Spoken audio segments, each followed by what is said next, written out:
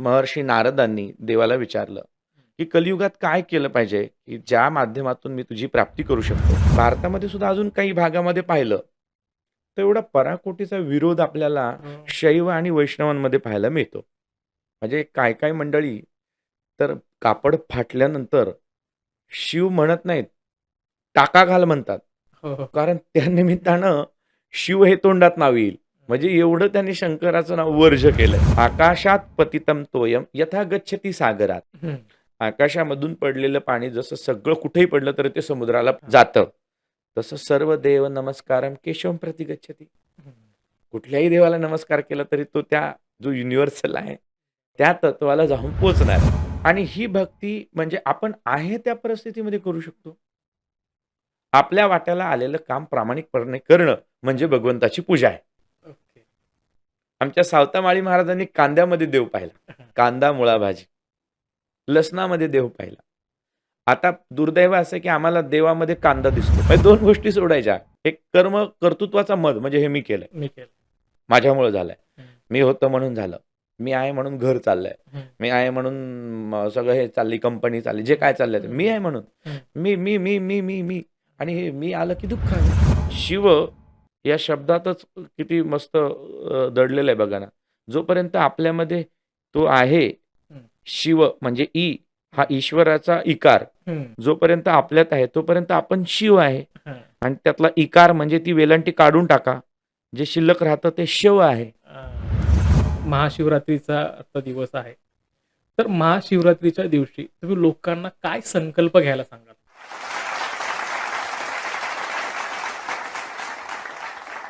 रामकृष्ण हरी मंडळी, मी गणेश कुंभार आपल्या सगळ्यांचं स्वागत करतो उत्सव भक्तीचा या आपल्या लाडक्या कार्यक्रमात. मंडळी, आजचा आपला भक्तीविषयीचा मार्ग काय आहे हे आपल्याला कळणारच आहे, कारण आज आपण खास वक्ते आपल्या स्टुडिओमध्ये बोलवलेले आहेत. आज आपल्याला मार्गदर्शन करण्यासाठी आपल्या स्टुडिओमध्ये आलेले आहेत महाराष्ट्रातील सुप्रसिद्ध कीर्तनकार हरिभक्तपरायण गणेश महाराज भगत.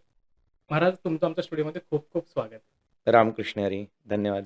तर मग आज आपला भक्ती मार्गाचा विषय काय आहे हे आपण सांगावं. सर्वप्रथम मी आपल्या सर्व श्रोत्यांच्या आणि दर्शकांच्या वतीने आपलं अभिनंदन करतो, की असे एक चांगले विषय समाजापर्यंत पोहोचणं गरजेचं आहे. आज परिस्थिती अशी आहे, की भक्ती हा प्रत्येकाचा एक स्थायी स्वभाव आहे. हां. म्हणजे ज्ञानेश्वर महाराज म्हणाले, "देखे मनुष्य जात सकळ, स्वभावताची भजनशीळ." हां. म्हणजे माणूस हा स्वभावताच भक्तिप्रधान आहे. हं. त्याच्यामध्ये त्याच्यात तीळ मात्रही शंका नाही. पण वस्तुस्थिती अशी आहे, की भक्ती नेमकी करायची कशी असते? हां. ती कोणत्या मार्गाने केली पाहिजे? आणि ती कशी केली पाहिजे? हे मात्र माणसांच्या मनामध्ये संभ्रम आहे. हां. आणि एखाद्या जर ठिकाणी आपल्याला पोहोचायचं आहे, त्याचा योग्य रस्ता जर आपल्याला सापडला नाही, तर मग मात्र आपली फसगत होते. हां. साध्य, साधन आणि साधक ही त्रिपुटी आहे. हां. एखादं साध्य आपल्याला प्राप्त करायचं आहे, त्याच्यासाठी आपलं ते साध्य निश्चित असलं पाहिजे. जो साधक आहे, त्यानं स्वतःची जी काही पात्रता आहे, ती तशा पद्धतीची बनवून घेतली पाहिजे. आणि सगळ्यात महत्त्वाचं म्हणजे साधन. हां. आता साधनाचा विषय असा जर म्हणालात, तर प्रत्येकाच्या जीवनाचं साध्य एकच आहे. काय साध्य आहे? तर तुम्हाला आणि मला भगवंताची प्राप्ती करणं हे साध्य आहे. बरोबर. आता याच्यामध्ये काही मंडळी भगवंताला मानत नाहीत. देवाला मानत नाही. देवाला मानत नाही तर देवाचं काही बिघडत नाही. पण एवढं मात्र निश्चित आहे, देवानं जोपर्यंत तुम्हाला मानलंय तोपर्यंत तुम्ही इथं आहात. बरोबर. त्यांचाही दुस्वास करण्याचं आपल्याला कारण नाही. पण एक मात्र खरं आहे, कदाचित एखादा व्यक्ती देवाला मानत नाही, पण तो व्यक्ती सुखाला मानतो, हां. समाधानाला मानतो, आनंदाला मानतो. सुख, समाधान, आनंद या गोष्टी नको आहे, असा आम्हाला प्राणीसुद्धा शोधून सापडणार नाही. माणूस तर सोडा. बरं. म्हणजे प्रत्येकाला जर आनंद पाहिजे, प्रत्येकाला जर सुख पाहिजे, प्रत्येकाला जर समाधान पाहिजे, हां. तर पर्यायानं याचंच नाव देव आहे. हां. देव म्हणजे नेमकं काय? देव म्हणजे सुख. बरोबर. देव म्हणजे आनंद. देवाचं स्वरूप सांगत असताना या सगुण रूपामध्ये उभा राहिलेला कटेवरती कर किंवा आज महाशिवरात्री आहे. हं. मग महाशिवरात्रीच्या निमित्तानं आपण जे शिवलिंगाची उपासना करतो, एवढाच देव आहे का? हां. हे त्याचं एक प्रतीक आहे. पण देवाची व्याख्या करत असताना देवाची व्याख्या काय? तर सर्व सुखाचे आगर बाप रखुमा देवीवर. सुखरूप ऐसे दुजे कोण सांगा. सुख म्हणजेच देव आहे. बरोबर. आपण ज्याला सुख म्हणतो तेच देव आहे. आता मग देव तर सगळ्यांना पाहिजे, म्हणजे सुख तर सगळ्यांना पाहिजे. मग सुख जर पाहिजे असेल, देवाची प्राप्ती जर आपल्याला करायची असेल, ज्यांना देव म्हणून प्राप्त करायचंय, ज्यांना सुख म्हणून प्राप्त करायचंय. उदाहरणार्थ एकाच वस्तूला आपण मराठीमध्ये पाणी म्हणतो, हं. पण त्यालाच इंग्रजीमध्ये वॉटर म्हणतात. हां. पण वस्तू तर एकच आहे ना. बरोबर. काही माणसं त्याला देव म्हणत असतील, काही त्याला सुख म्हणत असतील, पण दोघांनाही सुख आणि देव एकच पाहिजे. मग हे साध्य सगळ्यांचं एकच आहे. साध्य हे निश्चित आहे. तुका म्हणे जन्मा आल्याचे सार्थक, विठ्ठलची एक देखलिया, असं तुकाराम महाराज म्हणाले. जन्म आल्याचं आपण जन्माचं साध्य एक आहे की आम्हाला भगवंत स्वरूपाला प्राप्त होणं. म्हणजे काय? तर देवाची प्राप्ती, सुखाची प्राप्ती, आनंदाची प्राप्ती हे आम्हाला करणं, हे आमचं साध्य आहे. मग आता पुढचा प्रश्न आहे, साधक कोण? तर ज्याला ज्याला भूक आहे त्याला त्याला अन्नाची गरज आहे. तसं ज्याला ज्याला सुखाची गरज आहे त्याला त्याला भगवंताची गरज आहे. म्हणून साधक म्हणून तुम्ही आम्ही सगळे. आता मधला राहतो प्रश्न, तो म्हणजे साधन. हं. आता हे साधन जरा विचारात घेतलं तर साधनाचा विषय असा आहे की स्थल काल व्यक्तिपरत्वे साधनही बदलत राहतात. हां. साधन म्हणजे पूर्वीच्या काळामध्ये गावोगावी जायचं तर बैलगाडी हे साधन होतं. हां. आता माझ्यासारखा एखादा कीर्तनकार हट्टाला पेटला, नाही मी बैलगाडीशिवाय प्रवासच करणार नाही, तर मग लोक त्याला म्हणतील महाराज आउटडेटेड आहेत. बरोबर. किंवा त्याला त्याची जी कार्य साधायची जी त्याची जी काही वेळ मर्यादा आहे ती त्याला पुरेशी होणार नाही. हं. म्हणून आताच्या काळात जी साधन आहेत तीच तुम्हाला स्वीकारावी लागतील बरोबर. प्रवासाची. तसं कलियुगामध्ये आपण सर्वजण वावरतो, तर कलियुगात कोणतं साधन आहे हं. हे भगवान महर्षी नारदांनी देवाला विचारलं की कलियुगात काय केलं पाहिजे की ज्या माध्यमातून मी तुझी प्राप्ती करू शकतो. मग बाकीची सगळी साधनं आहेत त्याच्यामध्ये योग मार्ग, याग मार्ग, जप मार्ग, तप मार्ग, अनुष्ठान आहे, यज्ञ आहे, या सगळ्या गोष्टी आहेत, ही काही चुकीची नाहीत. पण यामध्ये आपल्या या कलियुगामध्ये नाथ महाराजांनी सांगितलं, ही अवघीच साधने कलीने नागविली कीर्तने. ही सगळी साधनं ही कलियुगामध्ये निष्प्रभ झाली. नाथ महाराज तर म्हणाले, या सगळ्या साधनांना कलियुगामध्ये आजार झालाय. हां. म्हणजे याच्यात योग चालणार नाही. ज्ञान या मार्गामध्ये, या कलियुगामध्ये ज्ञानानं भगवंताची प्राप्ती होईल का याची शाश्वती देता येत नाही. हां. या योगानं याची प्राप्ती होईल का याची शाश्वती देता येत नाही. पण भक्ती हे असं साधन आहे की या मार्गाने मात्र निश्चित भगवंताची प्राप्ती होऊ शकते. ओके. आणि म्हणून कलियुगामध्ये भक्ती हाच एकमेव मार्ग भगवंताच्या प्राप्तीचा आहे. म्हणून भक्तीकडे आपण विशेषत्वानं लक्ष दिलं पाहिजे आणि ती कशी करायची याच्यामध्ये मात्र आपल्या मनात संभ्रम आहे आणि त्याचा एक सविस्तर विचार सुद्धा आपल्या मनामध्ये आला पाहिजे. वाह! खूप सुंदर तुम्ही ॲक्चुअली सांगितलं, की आजचा विषय आपला कुठल्या माध्यमातून पुढे जाणार आहे. तर आता असं मानलं जातं, की आपल्या वारकरी संप्रदायामध्ये 2 संप्रदाय आहेत. एक शैव आणि एक वैष्णव. तर मग भक्तांनी एक्झॅक्टली भक्ती कुणाची केली पाहिजे? शिवांची केली पाहिजे का विष्णूंची केली पाहिजे? वा एकूण वारकरी संप्रदायच म्हणून नाही, पण आपल्या भारतीय तत्वज्ञानामध्ये, भारतीय संस्कृतीमध्ये 33 कोटी देव सांगितले आहेत. हां. 33 कोटी म्हणजे 33 प्रकारचे देव. हां. त्यातही मुख्यत्वानं पंचायतन सांगितलेलं आहे. हं. आणि त्यामध्ये काही गाणपत्य आहेत, जे गणपतीची पूजा करणारे, हं. काही सूर्याची पूजा करणारे आहेत, काही देवीची पूजा करणारे त्यांना शाक्त म्हटलं जातं. हं. गणपती पूजा करतात त्यांना गाणपत्य म्हटलं जातं. हं. आणि शैव म्हणजे जे शिवाची पूजा करतात हां. आणि वैष्णव जे आपल्या विष्णूची पूजा करतात. हं. हे 5 मुख्य प्रवाह आहेत. हां. त्यातले सुद्धा 2 अजून महत्त्वाचे प्रवाह ते म्हणजे शैव आणि वैष्णव.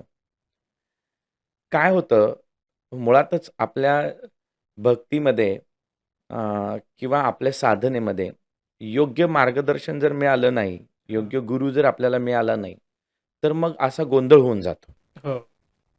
आपली भारतीय तत्वज्ञान परंपरा एवढी व्यापक आहे, एवढी व्यापक आहे, की आद्य शंकराचार्यांनी अद्वैत विचार मांडला हं. आणि तेव्हापासून त्याच्या अगोदरचे दर्शनकार या सगळ्यांचं खंडन करून हा सर्व परमात्म स्वरूप एक आहे हं. आणि सगळं जग हे एकाच परब्रह्म तत्वाने नटलेलं आहे. हां. त्याच्यापासूनच निर्माण झालेला आहे. हां. हा विचार आद्य शंकराचार्यांनी मांडला. हं. आणि आपण महाराष्ट्रामध्ये जन्माला आलो हे आपलं भाग्य आहे. त्यातही ज्ञानोबा तुकोबारायांतर जन्माला आलो हे त्याच्यापेक्षा महत्त्वाचं भाग्य. तर आपण जर भारतामध्ये सुद्धा अजून काही भागामध्ये पाहिलं, तर एवढा पराकोटीचा विरोध आपल्याला हो. शैव आणि वैष्णवांमध्ये पाहायला मिळतो. म्हणजे काही मंडळी तर कापड फाटल्यानंतर शिव म्हणत नाहीत, टाका घाल म्हणतात. हो, हो. कारण त्या निमित्तानं शिव हे तोंडात नाव येईल. म्हणजे एवढं त्यांनी शंकराचं नाव वर्ज्य केलंय. ओके. काही मंडळी महाशिवरात्रीला मानत नाहीत, काही एकादशी करत नाहीत. असा सगळा भ्रम आहे. म्हणजे शंकराला मानणारे शंकरालाच मानतात, विष्णूला मानणारे विष्णूलाच मानतात आणि या दोघांमध्ये प्रचंड पराकोटीचे वाद निर्माण होतात. हं. पण ज्ञानोबारायांनी काय केलं, वारकरी संप्रदायाचा जो पाया आपण म्हणतो, हं. ज्ञानदेवे रचिला पाया, हे जिथं आपण म्हणतो, तर एक सगळ्यात महत्त्वाची गोष्ट आहे, की ज्ञानेश्वर महाराज ज्या परंपरेतून आले, त्यांची मूळ परंपरा ही नाथ परंपरा आहे. हो. म्हणजे नाथ संप्रदायाचे ते अनुयायी. त्यांची गुरु परंपरा आपण सांगताना सगळ्या वारकऱ्यांचा पाठ असलेला अभंग आहे. आदिनाथ गुरु सकळ सिद्धांचा. मग हे आदिनाथ म्हणजे कोण? शंकर. हं. मचिंद्र तयाचा मुख्य शिष्य. मचिंद्राने बोध गोरक्षासी केला, गोरक्ष वळला गहिनी प्रती. गहिनी प्रसादे निवृत्ती दातार, ज्ञानदेवासार चोचिविले. आता ही परंपरा सांगत असताना आदिनाथ शंकर, त्याच्यानंतर मचिंद्र म्हणजे विष्णूचा अवतार आहे. ओके. पुन्हा गोरक्ष म्हणजे शंकराचा अवतार आहे. गोरक्षानंतर गहिनीनाथ हे पुन्हा विष्णूचा अवतार आहे. निवृत्तीनाथ महाराजांचा अवतार हा शंकराचा मानला जातो. ओके.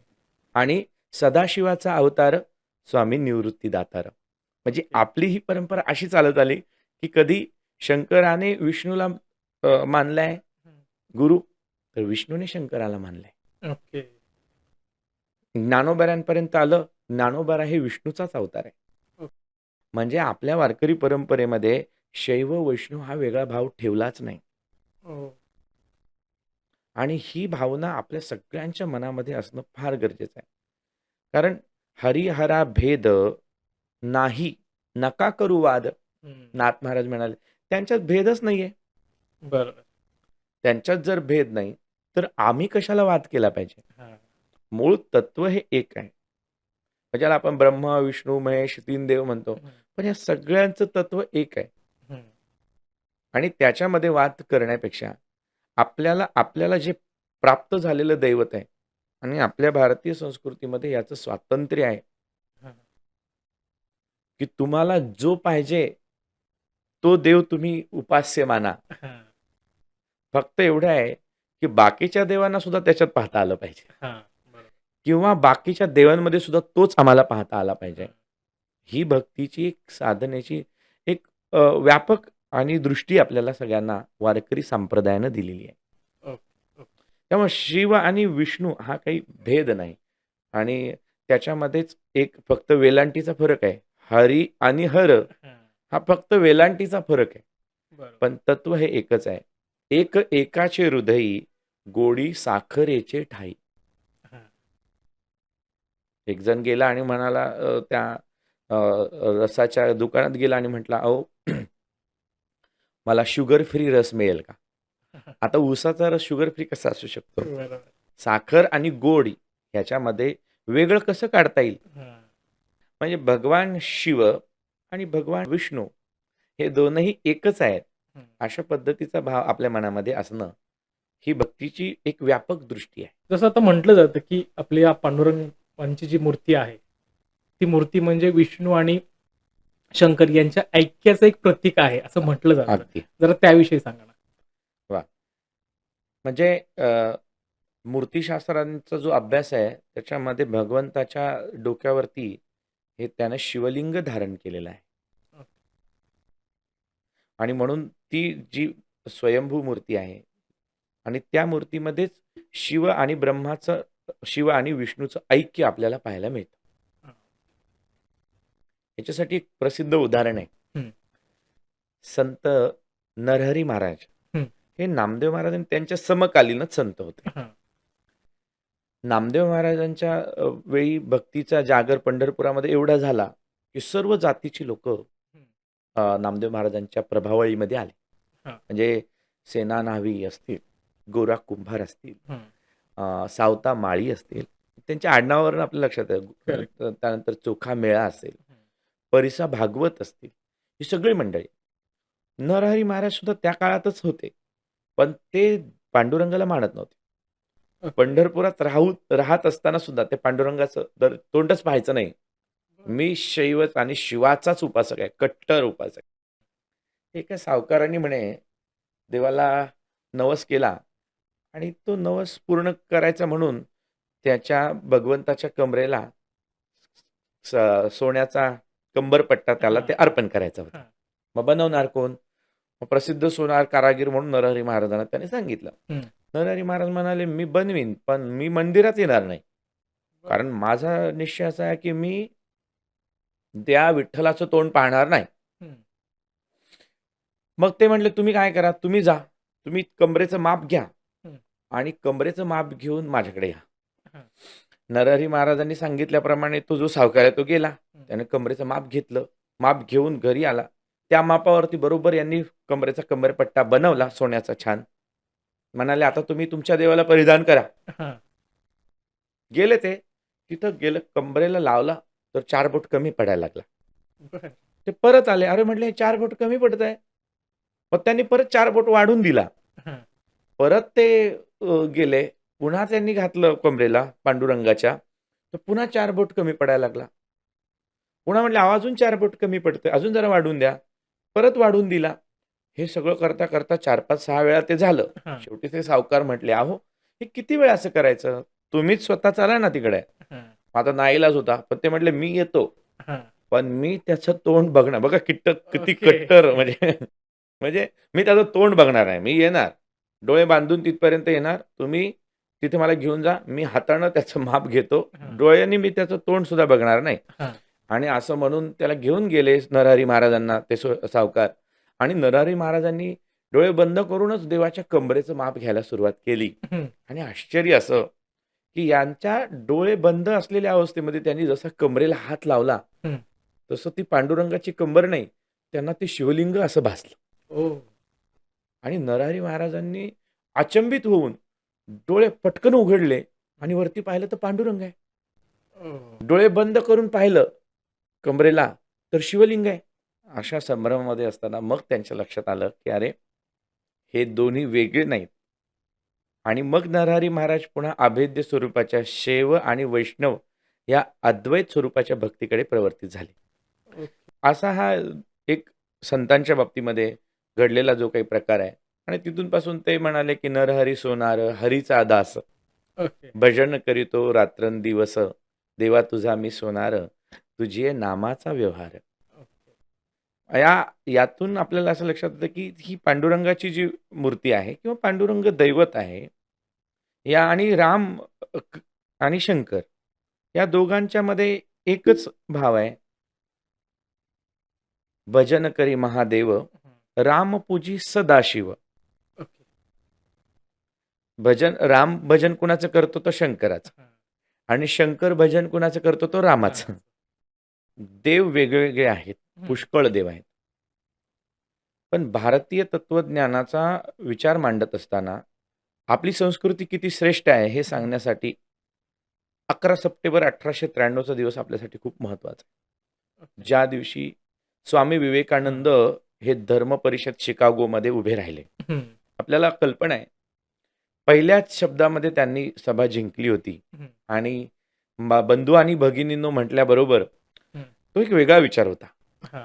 आणि या विचाराच्या पाठीमागे आपलं भारतीय तत्वज्ञान आहे. या सगळ्याचा निर्माण करता एक आहे. बरोबर. त्याच्यापासून निर्माण झालेले वेगवेगळे असू कसे शकतात. तुम्ही माझे भाऊ आहात आणि माझी भगिनी आहात.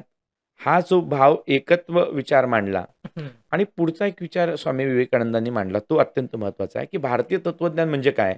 हे सांगत असताना त्यांनी महिम्न स्तोत्र जे शंकराचं वर्णन करणार आहे, त्यातलं एक महत्त्वाचा श्लोक होता, रुचीनाम वैचित्र्या ऋजुकुटिल नाना पथजुषा ओके. ऋणोमेक गम्य तमसो परिणामा अवयवः असा श्लोक आहे. आणि तो त्यांनी उद्धृत केला, की आमच्या भारतीय तत्त्वज्ञानामध्ये प्रत्येकाची आवड वेगळी आहे, रुची वेगळी आहे. हं. प्रत्येकाची जशी आवड आहे तसे देवाचं निवडायचं सुद्धा स्वातंत्र्य वेगळं सगळ्यांना आहे. ओके. हां. पण एक आहे, की आकाशां पतितं तोयम आकाशात पतितं तोयम यथा गच्छती सागरात. हं. आकाशामधून पडलेलं पाणी जसं सगळं कुठेही पडलं तरी ते समुद्राला पडतं, हां. जातं. तसं सर्व देव नमस्कारम केशवम प्रति गच्छती. हं. कुठल्याही देवाला नमस्कार केला तरी तो त्या जो युनिव्हर्सल आहे, त्या तत्वाला जाऊन पोहोचणार आहे. बरोबर. आम्ही मानतो हा देव, हां. पण आम्हाला देव तो एक प्रतिकात्मक मानलाय. बरोबर. म्हणजे केला मातीचा पशुपती. मातीची शिवलिंग केली. समुद्राचं लाट आली आणि ती वाहून गेली. हं. माती माती माझी समावे. माती मातीमध्ये मिसळून गेली. पण पूजा केलेली शिवपूजा शिवाशी पावे. हां. पूजा केलेली मात्र ती त्याला प्राप्त झाली. असं हे तत्व हे म्हणजे भक्तीचं मुख्य तत्व हे आपण डोळ्यासमोर ठेवलं पाहिजे. ह्या बाकी सगुण म्हणायचं का निर्गुण म्हणायचं याच्यात मधून सुद्धा अजून भेद आहे. काही लोकं आपले सगुण भक्ती मानतात, काही निर्गुण भक्ती मानतात. आणि ज्ञानेश्वर महाराज म्हणाले, "तुला सगुण म्हणू का निर्गुण म्हणू?" तर मला तर वाटतं तू सगुण पण आहेस आणि निर्गुण पण आहे. तुझं सगुण म्हणो की निर्गुण रे, सगुण निर्गुण एक गोविंदू रे. तुला स्थूळ म्हणू का सूक्ष्म म्हणू, तर तो स्थूळ आणि सूक्ष्म एकच आहे. हं. असा देव माझ्या माझ्या जीवनावरती माझ्या आजोबांचा फार मोठा प्रभाव आहे. हां. आणि ते काही फार विद्वान होते असं नाही, पण निष्ठावंत वारकरी होते. हं. पण त्यांचा एक स्वभाव मी तुम्हाला सांगतो. हं. भाऊंना मी विचारलं, त्यांची ती खोली होती देवघर. हं. तर खूप सारे देव होते आणि ते जिथं यात्रेला जातील तिकडनं फोटो आणायचा आणि पूजा. ओके. मी भाऊंना म्हटलं, "आपण वारकरी आहेत का नाही?" मग वारकरी तत्वज्ञान काय सांगतं? हं. "एक गाऊ आम्ही विठोबाचे नाव, हां. दुसऱ्यांचं नाव घेणार नाही." म्हणजे तुम्ही सगळं कसं काय एवढे देव पूजता? भाऊ म्हणाले, "आमची पूजा तुम्ही जरा बारकाईने बघाल तर लक्षात येईल." हं. आणि मग मी ते बारकाईने बघितलं. ते काय करायचे? गंध उगाळायचे. हं. ते पाण्याचं जे काही भांडं आहेत ते घ्यायचे. पहिलं त्या सगळ्यात जो देव आहे त्याचा फोटो आहे त्याला पुसायचे. हं. त्याचं नाव घ्यायचे, त्याला गंध लावायचे आणि भैरवनाथा, भगवंता, अरे पंढरीनाथा, मायबापा त्याला गंध लावा. हां. ज्योतिबाला गंध लावायचे. ज्योतिबा राया भगवंता, अरे पंढरीनाथा, मायबापा. हे करत तुकाराम महाराजांना गंध लावायचे. सगळं अगदी तुकाराम महाराजा, अरे भगवंता, पंढरीनाथा. म्हणजे सगळ्यांमध्ये ते शेवटी पांडुरंगाला. पंढरीनाथच पाहायचे. ही भूमिका जसं आपली भक्ती आहे, त्यामध्ये आम्हाला सगळ्यांमध्ये आपला देव दिसला पाहिजे. हां. बरं देवातच देव दिसला पाहिजे असं नाही. सगळ्या जगात तो देव दिसला पाहिजे. माणसांमध्ये देव दिसला पाहिजे. वस्तूंमध्ये देव दिसला पाहिजे. सगळ्या व्यक्तींमध्ये देव दिसला पाहिजे. तर ही भक्तीची व्यापक भूमिका आज आपल्या मनामध्ये असणं गरजेचं आहे. मग आता सर्वसामान्य लोकांना असा प्रश्न पडतो, की भक्ती श्रेष्ठ का कर्म श्रेष्ठ? हो. आता हा सर्वसामान्यांचा प्रश्न आहे आणि या प्रश्नावरच आपलं वारकरी तत्त्वज्ञान आधारलेलं आहे. भारतीय तत्त्वज्ञान आधारलेलं आहे. कारण ज्ञानेश्वरी हा सगळ्यांचा पाया आहे आणि ज्ञानेश्वरीचं जे मूळ आहे ते श्रीमद भगवद्गीता आहे. हं. आणि आणि गीतेची उत्पत्ती होत असताना हाच प्रश्न अर्जुनालाही पडलेला आहे. हं. म्हणजे 18 अध्याय आहेत. पण पहिल्या अध्यायामध्ये अर्जुन निघालाय अक्षरशः. कुठे? त्याने सुरुवातीला तर म्हणाला, की "सगळ्या बघू मला कोण माझ्याबरोबरती लढतंय" असं म्हणून आवेशाने आलाय. दोन्ही सैन्यांच्या मध्ये रथ उभा केलाय आणि जसं पाहिलं सगळे माझे स्वकीय आहेत. हं. माझे चुलत भाऊ, आते भाऊ, मामे भाऊ हे सगळे हं. माझे नातेवाईक आहेत. माझे गुरु आहेत आणि भगवंताला लगेच त्यानं लगेच तो मोहाने असा गलित गात्र झाला. गांडीवम संस्रते हस्तात् त्वक्चैव भगवंताने वर्णन असं केलंय, की त्याच्या हातातलं धनुष्य थरथर थरथर कापायला लागलं आणि तो देवाला म्हणतो, देवा या सगळ्यांना मारून युद्ध करून यांना मारून मी राज्य घेण्यापेक्षा मी काय करतो, संन्यास घेतो. आणि मग देवानं त्याला तू का लढलं पाहिजेस याच्यासाठी जो युक्तिवाद केलाय ती श्रीमद भगवद्गीता आहे. तुझ्या प्राप्तीसाठी, देवाच्या प्राप्तीसाठी संन्यास घेऊन कुठेतरी अंगाला भगवं लावून सगळ्याचा त्याग करून जावं लागतं आणि मगच देव प्राप्त होतो, ही भक्तीची परिभाषा नाही. भक्ती करत असताना आपल्या कामामध्ये आपण राहून कामातच भक्ती झाली पाहिजे, ही आपल्या वारकरी तत्वज्ञानाची आणि एकूण भारतीय तत्वज्ञानाची असणारी सर्वात मोठी शिकवण आहे. मग आपण म्हणतो की संन्यास मार्ग, ज्ञान मार्ग. मी सुरुवातीलाच याच्याविषयी बोललो की ज्ञान मार्ग श्रेष्ठ आहे, नाही असं नाही. पण आत्ताच्या काळामध्ये आणि आपल्या सर्वसामान्य लोकांना ज्ञान मार्ग होईल का? योग मार्ग. आता योग मार्ग हा सर्वसामान्यांना करता येईल का? आम्ही जे आसन करतो ते अष्टांग योगातलं एक साधन आहे. पण हा योग मार्ग अवघड आहे. ज्ञानेश्वर महाराज म्हणाले, योगाची या वाटा निघाले जे सुभटा, तर या दुःखाचा शेलवटा भागा आला. एक महत्वाची गोष्ट ही आपल्याला लक्षात आली पाहिजे की ज्ञानेश्वर महाराज हे मूळ योग परंपरेचे आहेत. मग त्यांना योग्याची माऊली सुद्धा म्हटलेलं आहे नाथ परंपरेत. ते ज्ञानोबारा सुद्धा म्हणतात, योग याग विधी येणे नव्हे सिद्धी. योग करायचा आणि सगळं सोडून जायचं नाही गरज. उलट तुमच्या कामामध्ये, तुमच्या कर्तव्यामध्ये ते काम करत करत भक्ती झाली पाहिजे. आणि ही भक्ती म्हणजे आपण आहे त्या परिस्थितीमध्ये करू शकतो. आपल्या वाट्याला आलेलं काम प्रामाणिकपणे करणं म्हणजे भगवंताची पूजा आहे. आमच्या सावतामाळी महाराजांनी कांद्यामध्ये देव पाहिला, कांदा मुळा भाजी, लसणामध्ये देव पाहिला. आता दुर्दैव असं की आम्हाला देवामध्ये कांदा दिसतो. म्हणजे तिथंही आमचा स्वार्थ दिसत असेल, तर भक्ती करताना सुद्धा जर तुम्ही स्वार्थ म्हणून करत असाल तर ती भक्ती देवाला नाही प्राप्त होणार. निस्वार्थपणे आणि निष्काम केलेली भक्ती ही कुठल्याही ज्ञानापेक्षा श्रेष्ठ आहे. कुठल्याही संन्यासापेक्षाही श्रेष्ठ आहे. म्हणून आपल्या तत्वज्ञानात या भक्तीला फक्त आपल्या भक्तीमध्ये किंवा आपल्या कर्मामध्ये काय पाहिजे की तेथे भगवंताचे अधिष्ठान पाहिजे. आम्ही जे करतोय ते तुझ्या कृपेनं होत आहे. मी जे काम करतोय ते काम तुझ्यामुळे झालंय. जे काम होणार आहे ते तुझ्यामुळे होणार आहे. आणि मी फक्त निमित्त आहे, करता करविता तू आहेस. तुझ्या कृपेनं जे माझ्या वाट्याला आलंय ते मी चांगल्या पद्धतीने पूर्ण करीन. हा भाव मनामध्ये ठेवणं म्हणजे भक्ती आहे. म्हणजे ऍक्च्युली महाराजांनी आता खूप सुंदर याचं विश्लेषण केलंय की तुम्ही तुमच्या कामात जर तल्लीन झालात आणि जे होतंय ते त्याच्यामुळे होतंय, एवढा भाव ठेवला तर तुमची भक्ती ही तुमच्या कर्मातूनच प्राप्त होईल.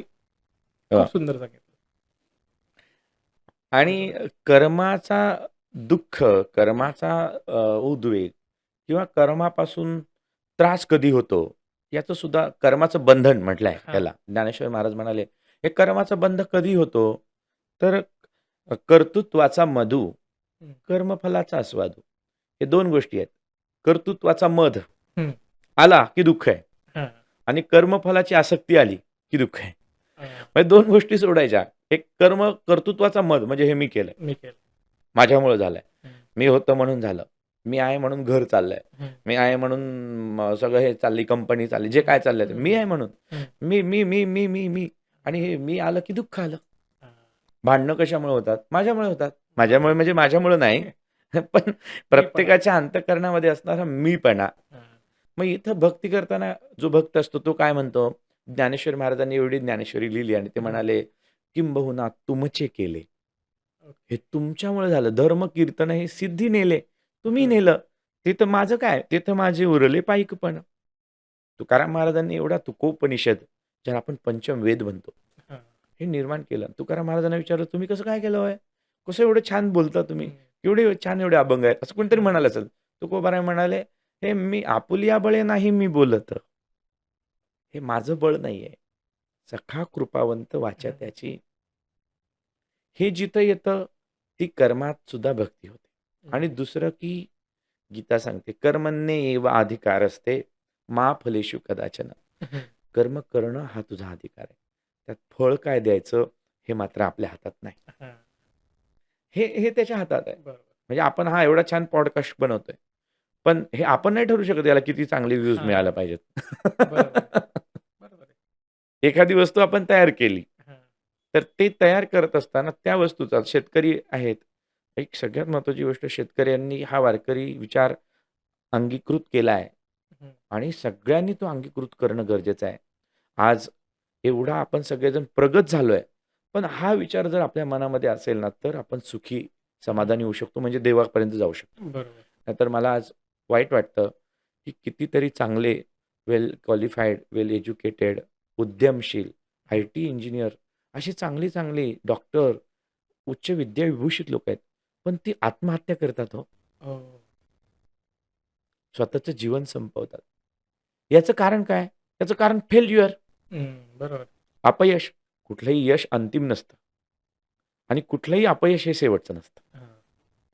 मग इथं आता त्याच वेळी बघा सगळं पीक आलंय आणि गपकन पाऊस येतो. हो. सगळं वाहून जातं. वाह. पण आमचा शेतकरी पुन्हा त्याच्या कृपेमध्ये म्हणतो, देवा समयाशी सादर व्हावे, देव ठेविल तैसे. हे इथं आलं पाहिजे. म्हणजे काम करायचं, हम्म. पण फळाच्या ठिकाणी मात्र तू जे दिलंस त्याच्यामध्ये मी समाधानी आहे. हा. आज काही आय-टी कंपन्यांमधले अशी पॉलिसी आहे, की त्यांचा जो आता 4-4, 2-2 लाख रुपये पगार असणारा एखादा सीनियर इंजिनिअर असतो, हम्म. त्याला सुद्धा माहिती नसतं, की मला डिसअपॉइंट केलंय, मला काढून टाकलंय. तिथं तो गेटवरती जातो आज काम करायचं म्हणून हम्म. आणि गपकन त्याच्या हातातलं लॅपटॉप, त्याचं ते काय आय कार्ड, त्याचं जे काय आहे, ते सगळं काढून घेतलं जातं वॉचमॅनकडनंच आणि वॉचमॅन त्यांना सांगतो, की आता तुम्हाला इकडनं डिसमिस केलं. म्हणजे त्याच्यावरती काय बीतत असेल? त्याचे ते हप्ते ठरलेले असतात, त्याच्या त्या सगळ्या हो. गोष्टी असतात, त्याचं ते सगळं शेड्यूल असतं त्याचं. हम्म. मग त्याने काय करावं? काय करावं?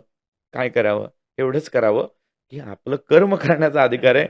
फळाची अपेक्षा आपण करू नये. बरोबर. एका क्षणार्धामध्ये माणूस होत्याचा नव्हता होतो. हम्म. मग बाकीच्यांनी काय करावं? मग इथं आपल्याला देव मानावं लागतं. इथं आपल्याला प्रारब्ध मानावं लागतं. इथं आपल्याला दैव मानावं लागतं. मग हीच कर्माची भक्ती कशी होते? तर कर्म करत आपण केलेलं काम हे भगवंताच्या कृपेनं होतंय हा.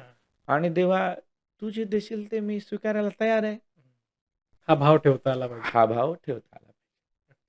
मग ती भक्ती कर्मामध्ये सुद्धा होऊ शकते. तर महाशिवरात्री विशेष आपण भाग करतोय. तर शंकरांना भोळा शंकर असं म्हटलं जातं. तर मग ही जी संकल्पना आहे, तर ती लोकांनी कशी घ्यायला हवी? संत परंपरेमध्ये शिव आणि विष्णू या 2 आराध्य लिंगांचं वर्णन करत असताना त्याच्यामध्ये आशुतोष म्हणून देवाचं नाव आहे. आशुतोष म्हणजे लवकर संतुष्ट होणारा ओके. असा. आणि भोळा या शब्दाचा अर्थ गबाळा नाही बरं. हं. आपण एखाद्याला भोळा म्हणतो. भोळा म्हणजे काय? की असा सहज कुणालाही हां. तो अ, लगेच त्याला कोणी फसवू शकतं. फसवू शकतं. हां. असं आपण शंकराचं चित्र उभं केलंय. हं. तर मला वाटतं की भोळा म्हणजे तसा नाही, तर तो सहज भुलणारा आहे. हं. भक्ताची भक्ती पाहून सहज तो भुलून जातो. हं. जो अतिशय कोमल हृदयाचा देव आहे. हं. सहृदय देव आहे, हं. की त्याला बाकीच्या कुठल्या गोष्टीचं फारसं घेणं देणं नाही. हं. आणि मुळातच भक्ती करत असताना देवाला फक्त भाव पाहिजे. हं. भावाशिवाय भक्ती नाही. आणि तुम्ही त्या भावाने त्याला जे तुम्ही द्याल, म्हणजे महाशिवरात्री ही आपण 1 वर्षातून साजरी करतो. हं. पण तसं पाहायला गेलं तर प्रत्येक महिन्यात 1 महाशिवरात्री असते. हां. दुसरी गोष्ट अशी, की वारकरी परंपरेमध्ये सोमवारसुद्धा उपवास सांगितलेला आहे. हां. म्हणजे एकादशी आणि सोमवार. एकनाथ महाराज म्हणाले, "एकादशी व्रत सोमवार न करती, हं. काय त्याची गती होईल नेनो. हरिहराशी नाही बोटभर वाती, काय त्याची गती होईल नेनो." म्हणजे सोमवार आणि एकादशी दोन्ही तेवढंच महत्त्वाचं आहे. तर आपण त्याची उपासना करत असताना, उपासना म्हणजे त्याच्या जवळ जाण्यासाठी जी काही साधनं करतोय हां. त्याच्यात बाकी दुसऱ्या काही गोष्टी करण्याची देवाला आवश्यकता नाही, विशेषत्वाने शंकराला. ओके. आपण श्रद्धेनं त्याच्या चरणावरती बिल्वदल जरी वाहिलं हां. तरी तो प्रसन्न होतो. त्याच्या फक्त एवढेच आहे की आम्ही जे वाहणार आहोत, जे काही देणार आहोत, त्याच्यामध्ये आपलं अंतःकरणपूर्वक, प्रेमपूर्वक, समर्पणाची भावना त्याच्या मनामध्ये असली पाहिजे. ओके. आणि बाकीच्या देवांचं जर आपण पाहिलं, तर त्यांची अशी काही वेगवेगळी महालं पाहतो आपण, हं. त्यांचं संपत्ती पाहतो हो. किंवा ऐश्वर्य पाहतो. तसा हा नाहीये. हा याचं वर्णन भस्म उटी, हं. रुंड माळा, अंगाला भस्माची उटी लावलेली आहे. रुंड माळा गळ्यामध्ये आहेत आणि स्मशानामध्ये राहणारा तो देव आहे. हां. आता याचं कारण काय? तर स्मशानामध्ये म्हणजे विरक्त भावामध्ये राहणारा तो देव. आता विरक्त म्हणजे काय? तर वैराग्य धारण करणं, अशा पद्धतीची भावना आपल्या मनामध्ये असलं पाहिजे. वैराग्य म्हणजे वैताग नाही. पण शेवटी आपण जो मगाशी बोललो, की काम करून आपल्या वाट्याला आलेलं काम करून शेवटी त्या कामापासून वेगळं राहणं, हे वैराग्य आहे. म्हणजे भगवान शंकराने अनेक अवतार धारण केले. अवतार कार्य झाल्यानंतर तो आपला समाधीमध्ये निवांत आहे. आणि म्हणून त्याला भोळा असं म्हटलेलं आहे, की तो सहज-सहज कुणालाही प्रसन्न होऊ शकतो. आणि देवाची भक्ती करण्यासाठी जास्त काही द्यावं लागत नाही. न लगे साधनं, मुंडनं, न लगे पंचाग्नी साधनं हे सांगितलेलं आहे.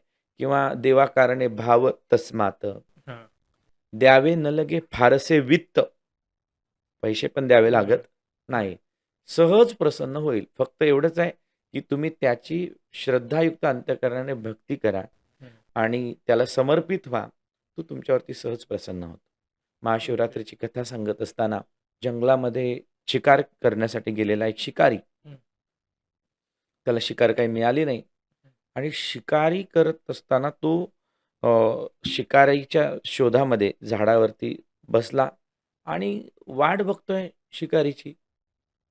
पण तिकडे काय करायचं म्हणून आपलं एक-एक पान तोडतोय, खाली टाकतोय, तोडतोय, खाली टाकतोय. योगायोगानं ते बिल्व वृक्षाचं झाड आहे किंवा बिल्व वृक्ष आहे आणि त्याचं जे पान तो पडतोय, ते जिथं पडतंय तिथं खाली शंकराची पिंड आहे ओह! आणि तेवढ्यावरती सुद्धा तो प्रसन्न होतो म्हणून त्याला भोळा म्हटलं. ओके. बऱ्याचदा भक्ती करत असताना काही राक्षस आहेत. म्हणजे आपण पाहिलं असेल शंकराच्या चरित्रात. म्हणजे अगदी रावणासारखा. हां. म्हणजे आपलं स्वतःचं आत्मलिंग सुद्धा त्याने सहज रावणाला देऊन टाकलं. हो. जे आपण लंका म्हणतो सोन्याची, हं. ही सोन्याची लंका रावणाची नाहीये. हां. ही लंका शंकराची आहे. भगवान शिवाची लंका आहे. आता ती लंकेची पार्वती असा जो म्हण आपल्याकडे आहे, हां. त्याचा कार्यभाग, त्याचं जी मीमांसा आहे ती अशीच आहे. म्हणजे सगळ्यांचे बंगले वगैरे पाहिले हां. आणि पार्वतीच्या मनात आलं. म्हटले, "का हो यांचे सगळ्यांचे एवढे मोठे-मोठे चांगले-चांगले राजवाडे आहेत आणि आपलं काहीच नाही?" म्हणे. हं. "आपण ते स्मशानात राहतो. आता हळदी-कुंकवाचा दिवस आलेत. मला माझ्या मैत्रिणींना बोलवायचंय.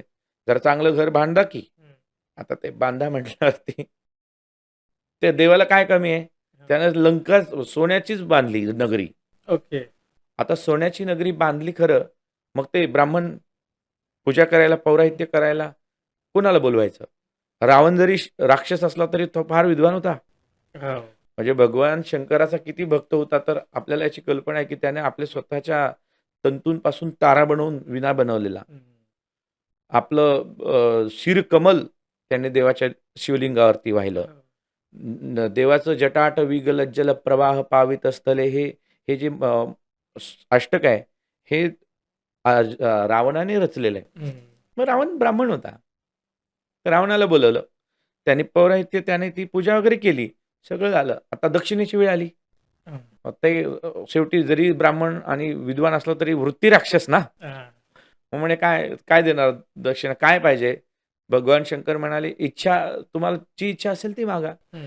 तर क्षणार्धामध्ये रावणाने सांगितलं म्हणे, "आता हे जे नगर तुम्ही वसवलंय तेच मला पाहिजे." ओह! आणि देवानं लगेच संकल्प सोडला आणि सगळ्या आहे ते सगळं तिथं सोडून पार्वतीला बाहेर पडावं लागलं आणि म्हणून तेव्हापासून म्हण आहे, की लंकेची पार्वती. ओके. लंकेची पार्वती होणं. म्हणजे एवढा तो भोळा आहे, की भक्ती करतो आणि त्या भक्ताच्या पाठीमागे भावना काय आहे? ही सुद्धा त्याची तो त्याचा परिणामाचा सुद्धा विचार करत नाही. ओके. फक्त तुम्ही निष्काम भक्ती केली, की तुम्ही त्याची जर प्रेमाने साधना केली, तर तो प्रसन्न होतो. ओके. आणि पण एवढं आहे, की मग त्याचं जे काय आहे, ते आपण भक्ती करत असताना तो प्राप्त झालाय.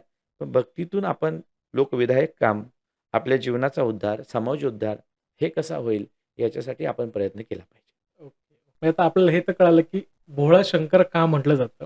म्हणजे असं एक मतितार्थ काढता येईल, की सगळ्या देवांमध्ये सगळ्यात जास्त लवकर किंवा 100% रिझल्ट मिळणारा देव म्हणजे म्हणायला गेलं तर भोळा शंकर आपण असं शंकर. म्हणूयात. बरोबर. पण असंही मानण्यात आलंय, की जे तुम्हाला मिळालंय त्याचा तुम्ही योग्य वापर नाही केला, तर ते टिकतही नाही किंवा ते कुठल्या मार्गाने निघूनही जातं. आपण बघितलेलं सगळ्या गोष्टींमध्ये. तसं जर आता भोळाशंकरांची भक्ती करायची आहे, आपल्या प्रेक्षकांना कोणी असेल त्यांना, तर ती करताना एखादी गोष्ट प्राप्त झाल्यावर ती जपून राहावी, त्यासाठी एक्झॅक्टली परत पुढे काय केलं पाहिजे? वाह! खूप महत्त्वाचा प्रश्न आहे आणि हे दोघांचं कॉम्बिनेशन फार छान आहे बरं. हं. म्हणजे मैत्रीचं नातं म्हणा हां. किंवा गुरु-शिष्यांचं नातं म्हणा हं. किंवा जे जे जे सुहृदयता आहे, ती फार महत्त्वाची आहे. म्हणजे शंकर भगवंताने आशीर्वाद दिलेला असतो, ज्याला हां. पाहिजे तो. हां. पण त्याचे परिणाम भोगायला लागल्यानंतर मग विष्णू तिथं उभा राहतो. कारण तो ओके. चतुर आहे. हां. तो एवढा चतुर आहे. चतुरातु शिरोमणी. मग त्याचा कसा काटा काढायचा? म्हणजे एखाद्यानं आपण राक्षस म्हणून वर प्राप्तही केलं असेल. म्हणजे हं. रावणाला सुद्धा मारायला शेवटी विष्णूला राम अवतार घ्यावा लागला. अशी अनेक उदाहरणं आहेत. म्हणजे देवानं प्रसन्न करून आम्हाला दिलं. आता भस्मासुराचं आपण चरित्र सांगत हं. असताना भस्मासुराची कथा येते. की तो म्हणजे भगवंताला लागणारं विभूती भस्म देण्याचं काम करणारा हं. त्याचा एक गण होता. आणि त्याने देवाला म्हणाला, की "अरे देवा, हे दररोज सगळे माणसं कुठं मेलेली बघायची, त्यांचं आणायचं हे सगळं खूप खूप हिंडावं लागतंय, खूप फिरावं लागतंय." देव म्हणाले, "काय करायचं? काय मागायचं? तुला काय म्हणायचंय?" म्हणजे "मला असं वरदान द्या, की मी ज्याच्या डोक्यावरती हात ठेवीन, ओके. त्याचं भस्म होईल." हं. आणि पुन्हा ते लगेच तथास्तु म्हणाले, कारण भोळे हां. शंकर आहेत. त्यांना काय माहिती का ह्याच्या मनात अजून काय शिजत असेल पुढे. हां. आपण सुद्धा एक भस्मासूर पाहतो. पण भस्मासूरची वृत्ती आहे. हं. एक राक्षस नव्हता, ही भस्मासूर वृत्तीच आहे. बरोबर. आता यानं हात कुणाच्याही डोक्यावर ठेवायचा, भस्म व्हायचं. हं. काही 8-15 दिवस चाललं. नंतर तो विचार करायला लागला, हात तरी कशाला ठेवायचा? हं. ज्याच्यासाठी हे बनवायचं त्याच्याच डोक्यावरती हात ठेवू ना. ओके. म्हणजे ना रहेगी बास, ना बजेगी बासुरी. हां. मग त्याने शंकराच्याच पाठीमागे लागला, की आता मी तुझ्याच डोक्यावरती हात ठेवतो. मग हे भोले बाबा पळायला लागले. हां. मग आपल्याला कल्पना आहे. मग भगवान विष्णूंनी विष्णू. पुन्हा मोहिनी अवतार घेतला आणि तू माझ्याशी लग्न करशील, पण माझी अट आहे माझ्यासारखा तुला डान्स करता आला पाहिजे, नृत्य करता आलं पाहिजे. करत देवानं वेगवेगळ्या त्याच्यामधल्या मुद्रा घेतल्या आणि एका मुद्रेला आपल्या डोक्यावरती हात ठेवला. ह्यालाही कळालं नाही. हां. त्यानं स्वतःच्या डोक्यावरती हात ठेवला आणि स्वतः. स्वतःच भस्म झाला. ह्या कथेतून आपल्याला तुमच्या प्रश्नाचं उत्तर अगदी हां. सविस्तर मिळतं, की आपल्याला देवाने शक्ती दिली आहे. हं. जी आहे ती. पण ती शक्ती कशासाठी आहे? आपल्याला ज्ञान दिलंय. हे ज्ञान म्हणजे भगवंताची शक्तीच आहे. बरोबर. तुम्हाला जे टेक्नॉलॉजीचं ज्ञान आहे, ती म्हणजे देवाची शक्तीच आहे. बरोबर. पण याचा उपयोग तुम्ही विधायक कामासाठी करणं, हं. म्हणजे त्याची पूजा आहे. पण त्याचाच उपयोग तुम्ही सायबर क्राईम करण्यासाठी करत असाल, हां. तर ते मात्र तुम्ही भस्मासूर आहात. बरोबर. आणि ज्ञान काय नसतं का? बरं. अहो, जेवढे घोटाळे मोठे तेवढा हुशार माणूस हो. मोठा. जो जास्त हुशार तो जास्त मोठा घोटाळा करतो. बरोबर. आता सध्या तेच झालं. वस्तुस्थिती आहे ना. मग मग ह्याला सगळ्यांना काय म्हणायचं? भस्मासूर म्हणायचं. हं. आज आपल्याला आई-वडील कळत, ज्यांनी जन्म दिला, ज्यांनी आपल्याला जगवलं, ज्यांनी आपल्याला वाढवलं, ज्यांनी आपलं पालन-पोषण केलं, त्यांना आपण वृद्धाश्रमामध्ये ठेवतो. म्हणजे तुम्ही आणि आम्ही कोण? भस्मासूरच ना. बरोबर. मग आपण आपल्याच हातावर डोक्यावरती हात ठेवून आपणच राख करून घ्यायची. हं. हे भस्मासुरी वृत्ती आहे. भगवान शंकर आणि भगवान विष्णू आपल्याला दिलेलं हे वरदान आहे. जे आम्हाला शरीर दिलं, जे आम्हाला सामर्थ्य दिलं, ताकद दिली, ज्ञान दिलं. त्याचा आपण उपयोग हा विधायक कामासाठी केला. आणि त्याचा जर उपयोग आपण विध्वंस करण्यासाठी करत असू, तर निश्चित समजून जायचं, आपणच आपला घात करून घेतोय. मग जर शिवांनाच भेटायचं किंवा त्यांना प्राप्त करायचंय, मग मंदिरात जाण्याची काय गरज आहे? आतलाच शिव कसा आपण ओळखू शकतो? हा प्रश्न जरी एक असला तरी त्याचे जे व्ह्यूज आहेत ते 2 प्रकारचे आहेत. पहिली गोष्ट की बऱ्याच लोकांच्या मनात प्रश्न पडतो की मंदिरात जायचं का नाही जायचं? कशाला मंदिरात जायला पाहिजे? खरं आहे, वस्तुस्थिती ही आहे की मंदिरात जाण्याची तशी आवश्यकता नाही. पण तरी मंदिरात गेलं पाहिजे. बरं. कारण देव सर्वव्यापी आहे, सर्व ठिकाणी तो नटलेला आहे. खरं आहे. मग उदाहरणार्थ मी तुम्हाला असं विचारतो, हवा सगळीकडे भरलेली आहे. हं. हवा नाही असं एखादं तरी ठिकाण आहे का? नसेल तर तिथं आम्ही राहू शकत नाही. सगळीकडे हवा भरलेली आहे. व्यापक आहे हवा. पण आपल्या गाडीचं टायर पंक्चर झाल्यानंतर आपल्याला सगळीकडची हवा भरून काढून त्याच्यात भरता येत नाही. त्याला आपल्याला तिथं तो पंक्चर काढणार आहे त्याच्याकडे जावं लागतं. तसा देव जरी सगळीकडे नटलेला असला, तरीसुद्धा त्याचं विशेषत्वानं दर्शन घेण्यासाठी मंदिरात गेलं पाहिजे. सगुण रूपामध्ये त्याला पाहण्यासाठी मंदिरात गेलं पाहिजे. आणि मंदिर, मंदिर या शब्दाचा अर्थच आहे, जिथं मनाला धीर मिळतो त्याला मंदिर म्हणा. ओके. फक्त मंदिरात गेल्यानंतर आम्ही देवाचं दर्शन घ्यायचंय. त्यानं काहीतरी द्यावं म्हणून मंदिरात जायचं नाही. त्यानं बरंच काही दिलंय म्हणून मंदिरात जायचं. हां. आम्ही मंदिरात जाऊन देवाजवळ काहीतरी मागतो. मागणारे सगळे भिकारीच. मग काही बाहेर बसून मागतात, काही आतमध्ये जाऊन मागतात. हो.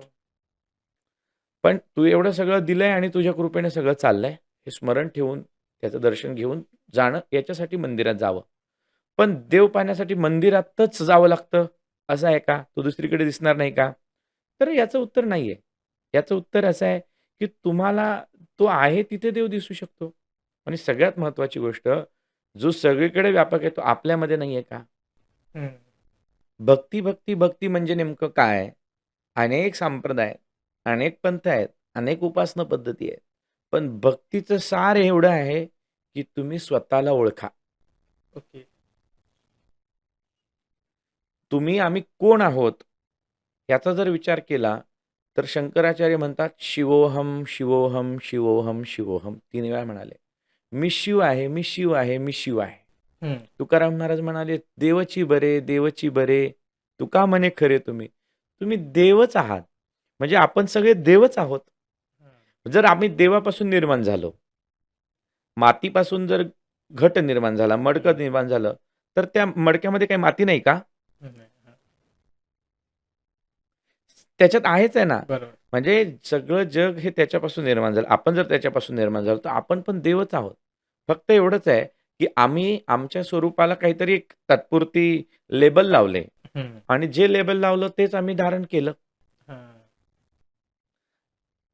आपण जर एका व्यक्तीचं आता समजा मी आहे, तर मी माझी ओळख काय सांगतो? गणेश रामदास भगत हं. किंवा गणेश महाराज भगत काय असेल. हं. आता ही ओळख सांगितली.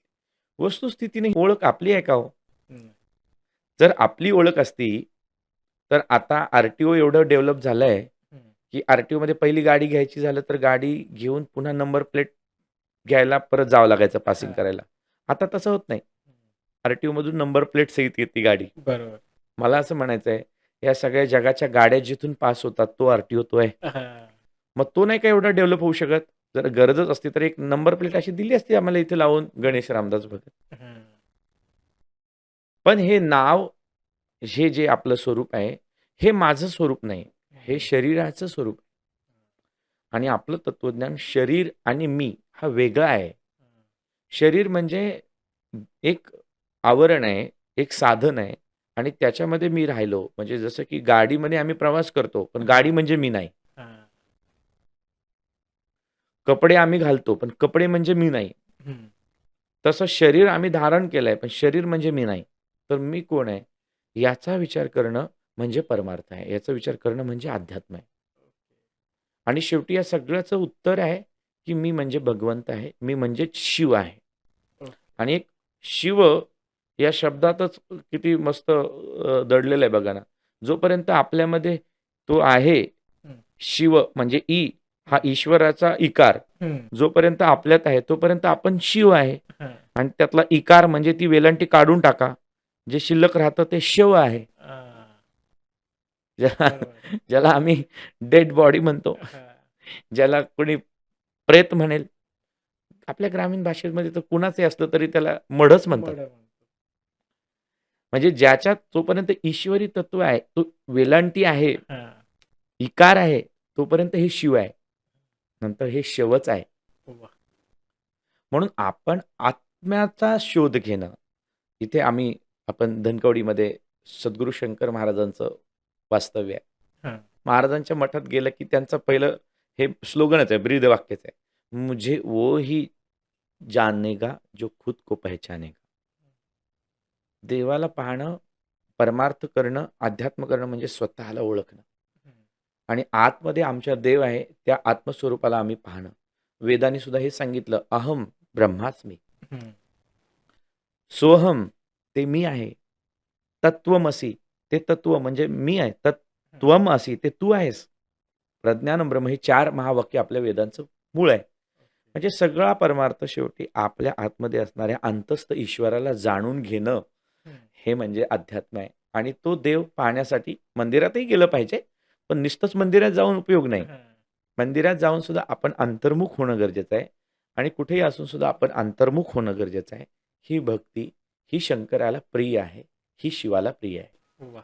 वाह! ओके. तर महाराज खूप छान तुम्ही मार्गदर्शन करताय. खूप चांगल्या-चांगल्या मुद्द्यांवरही तुम्ही आत्ता खूप सुंदर सांगितलंय सगळं. पण आता वेळ होत आली. आपण शेवटच्या प्रश्नाकडे येऊयात. महाशिवरात्रीचा आजचा दिवस आहे. तर महाशिवरात्रीच्या दिवशी तुम्ही लोकांना काय संकल्प घ्यायला सांगाल? खूप महत्त्वाचा विषय हा आहे. अध्यात्म आणि व्यवहार काही वेगळा नाही. हां. आपण निष्काम वृत्तीनं केलेला प्रपंच हा सुद्धा परमार्थ होऊ शकतो. हं. आणि सकाम भावनेनं केलेला परमार्थ सुद्धा प्रपंच असतो. हो. आणि कुठल्याही कामामध्ये म्हणजे अगदी परमार्थामध्ये सुद्धा आपली जर सहजता नसेल, सहजता सोडून केलेला परमार्थ सुद्धा पाप होऊन जातं. म्हणून आम्ही भक्ती करतो, पण त्या भक्तीचा अवास्तव स्तोम माजवायची गरज नाही. हं. आम्ही भक्ती करतो म्हणजे दुसऱ्यांना तुच्छ मानायचं कारण नाही. हां. आम्ही शंकराची भक्ती करतो म्हणजे वैष्णवांचा आम्ही तिरस्कार करणं, ह्या सगळ्या गोष्टी आपण सोडल्या पाहिजे. आणि शेवटी पिंडी ते ब्रह्मांडी या न्यायानं माझ्यामध्ये जो देव आहे तो सगळ्यांमध्ये दिसला पाहिजे. हा विचार आपण सर्वांनी अ, अंगीकृत केला पाहिजे. रंजल्या गांजल्यांना आपण आपलंसं करता आलं पाहिजे. माझ्या जीवनामध्ये जे मला प्राप्त झालंय, त्याच्यातला काही भाग हा समाज हितासाठी मला वापरता येईल का? माझं जे काही कर्तव्य आहे, कर्तृत्व आहे, हे माझ्या देशाच्या कामी काही येईल का? याचा विचार आम्ही केला पाहिजे. आम्ही उपवास करतो. आज महाशिवरात्री आहे, सगळेजण उपवास करतात. आता उपवास म्हणजे काय डिश बदलली म्हणजे उपवास नाही. हां. आमचा उपवास म्हणजे फक्त खायचे पदार्थ बदलले. बदलले. हां. कोणीतरी कुठून म्हण काढली माहिती नाही, की दिवसभर चरा पण एकादशी धरा. पण असू देत. खाणं न खाणं हा अतिशय म्हणजे हे वरकरणी आहे. हां. हे सगळं वरचं आहे आणि या वरच्या रंगाला भुलण्यापेक्षा याचा मूळ गाभा काय? तर उप म्हणजे जवळ, हं. वास म्हणजे राहणं. हां. देवाच्या जवळ आम्हाला जाता येईल का? उपासना हा हं. शब्द आहे. उप म्हणजे जवळ, हं. आसन म्हणजे राहणं, बसणं. हां. तर ही उपासना किंवा उपवास हे आम्हाला देवाजवळ जाता येईल का? हं. आणि आपल्या सगळ्या संतांनी बघा, देवाच्या जवळ जायचं म्हणजे लोकांच्या पासून लांब जायचं नाही स्वीकारलं. हां. उलट कै एखादेनी वैकुंठा जावे, ते तिही वैकुंठची केले आगवे. कुणीतरी एखादा वैकुंठाला जातो, त्याचं आम्हाला फार कौतुक नाही. सगळं जगच वैकुंठ झालं पाहिजे, ही भावना आपण महाशिवरात्रीच्या दिवशी सगळ्यांच्या मनामध्ये आली पाहिजे. म्हणजे मी जिथं काम करतोय, आता मी जे काही काम करतोय, तर माझ्या आसपासच्या लोकांमध्ये मी प्रेम देऊ शकतो का? हां. ही भगवंताची पूजा आहे. आपण आपलं काम करत आपलं कर्म हेच देवाच्या चरणावरती व्हायचं सगळ्यात मोठं फूल आहे. हं. बरोबर आहे. मन हा मोगरा म्हणून देवाला समर्पित करा. हां. मन हा मोगरा अर्पुणी ईश्वरा. देवाला आवडणारं फूल म्हणजे आपलं कर्म आहे. हं. ज्ञानेश्वरीच्या 18व्या अध्यायात भगवंत ज्ञानेश्वर महाराज म्हणतात, "तया सर्वात्मक ईश्वरा, स्वकर्म कुसुमांच्या वीरा, पूजा केली अपारा तोषा लागे." त्या सर्वात्मक ईश्वराला जर तुम्हाला संतुष्ट करायचं असेल, हं. तर ते संतुष्ट करण्यासाठी आपण दुसरं फूल नाही, आपलं कर्म फुलच त्याला वाहा. वाह! मी जे काय काम करतोय, हे तुझ्या कृपेने आहे. तुझी कृपा आहे म्हणून चाललंय. आणि हा जर भाव आपण ठेवला तर देव प्राप्त होईल न होईल तर होईलच, याच्या शंका नाही. पण त्याच्यापेक्षा आपण समाधानी राहू ही सगळ्यात महत्वाची गोष्ट आहे. आपण आनंदी राहू ना. आम्ही आनंदी राहणं म्हणजेच देवाची प्राप्ती आहे. सुखी राहणं म्हणजेच देव आहे. समाधान म्हणजेच आणि प्रत्येकाला आनंद घेणं हा ज्याचा त्याचा प्रत्येकाचा जन्मसिद्ध अधिकार आहे. फक्त एवढं लक्षात ठेवलं पाहिजे, की माझा आनंद हा दुसऱ्याचा ओरबडलेला नसला पाहिजे. माझा आनंद हा दुसऱ्याच्या कुणाच्या तरी लचकी ओरबडून केलेला नसला पाहिजे. माझ्या आनंदामध्ये मी कुणाला तरी फसवलेलं नसलं पाहिजे. माझ्या आनंदामध्ये तो शाश्वत आनंद असला पाहिजे. तो आत्ताच्या क्षणिक आनंद नसून त्याचे दीर्घकालीन परिणाम काय होतील? म्हणजे व्यसन करणारा माणूस सुद्धा आनंदासाठीच व्यसन करतो, असं मी ऐकलंय. पण त्या व्यसनाचा परिणाम काय होणार आहे? तुझ्या कुटुंबावरती त्याचा परिणाम होणार आहे. तुझ्या शरीरावरती त्याचा परिणाम होणार आहे. तुझ्या एकूण आरोग्यावरती त्याचा परिणाम होणार आहे. मग असं व्यसन करण्यापेक्षा भगवंताच्या भक्तीचं व्यसन कर ना. नामाचं व्यसन कर ना. स्मरणाचं व्यसन कर ना. गुरूंच्या चरणाचं व्यसन कर ना. हा विषय आम्ही शिवरात्रीच्या दिवशी जे देवाला आवडतं निष्काम उपासना, कर्म, दुसऱ्यांच्या जीवनामध्ये आपल्याला आनंद देता येईल का? आणि आपण जगाशी प्रेमपूर्व व्यवहार करू शकतो का? साने गुरुजी म्हणाले, खरा तो एकची धर्म, जगाला प्रेम अर्पावे. देवाला प्रेम म्हणजे काय काय मंडळी देवाची खूप पूजा करतात, पण एखादा माणूस जवळ आला की त्याच्यावरती धावून जातात.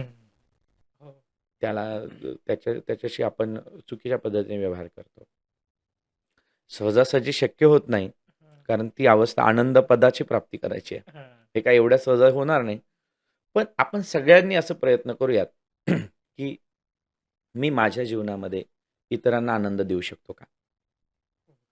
मी माझ्या जीवनामध्ये काही विधायक काम जे माझ्या देशासाठी, माझ्या समाजासाठी जे काही विधायक असं होऊ शकतं का?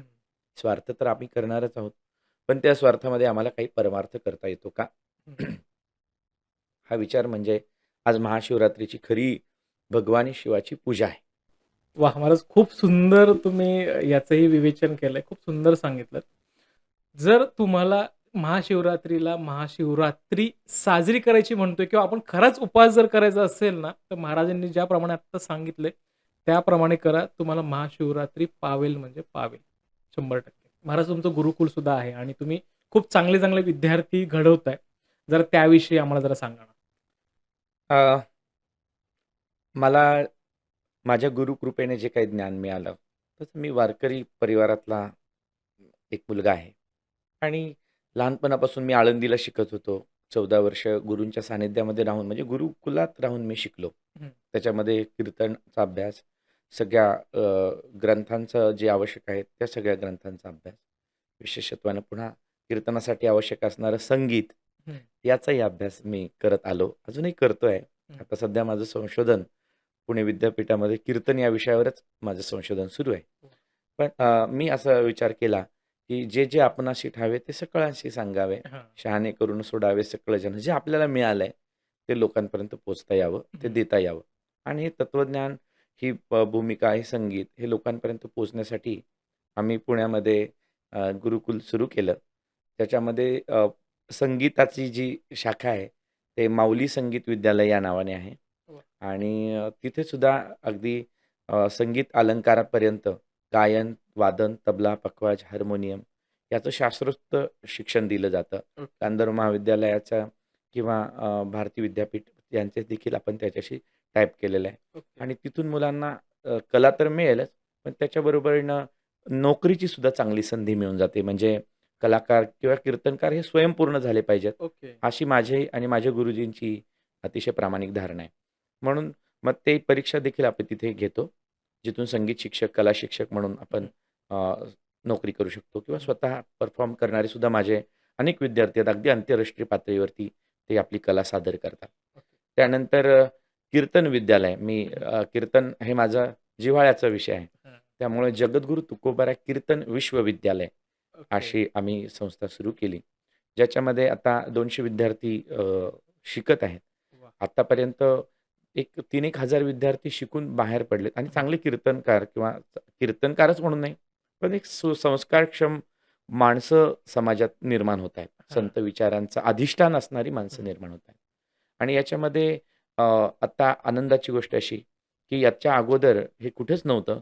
हं. पण माझ्याकडनं माऊलींनी हे कार्य करून घेतलं, की कीर्तनामध्ये बी-ए, कीर्तनामध्ये एम-ए, कीर्तनामध्ये पी-एच-डी हे आपल्याला ओके. करता येऊ शकते. वाह! असाही अभ्यासक्रम आपण केला आहे. 7 वर्षाचा सर्टिफिकेट कोर्स आहे, तोही हं. केला आहे. 4 वर्षाचं पदविका म्हणजे डिग्री अभ्यासक्रम, पोस्ट ग्रॅज्युएशनचा अभ्यासक्रम हं. तयार केलेला आहे. आणि भारती विद्यापीठाशी हे सगळं मी संलग्न करून त्या विद्यापीठाच्या माध्यमातून हेही उपक्रम राबवतो. वाह! गुरुकुल पद्धतीने, निवासी पद्धतीने काही विद्यार्थी राहतात ओके. आणि काही विद्यार्थी आपल्या आपल्या घरी राहून शिकवणीला, पाठाला येऊन ते अभ्यास करतात. वाह! अशा दोनही गोष्टी आहेत, ज्याच्यामध्ये संगीत आणि कीर्तन असं दोन्ही आम्ही चालवतो. वाह! वाह! वाह! म्हणजे मला वाटतं ज्या कोणाला कीर्तनकार व्हायचे, संगीत विशारद व्हायचंय, तर त्यांनी त्यांनी महाराजांच्या गुरुकुलला ॲडमिशन घ्यायला हरकत नाहीये. आत्ता स्क्रीनवर तुम्हाला नंबर दिसतोय.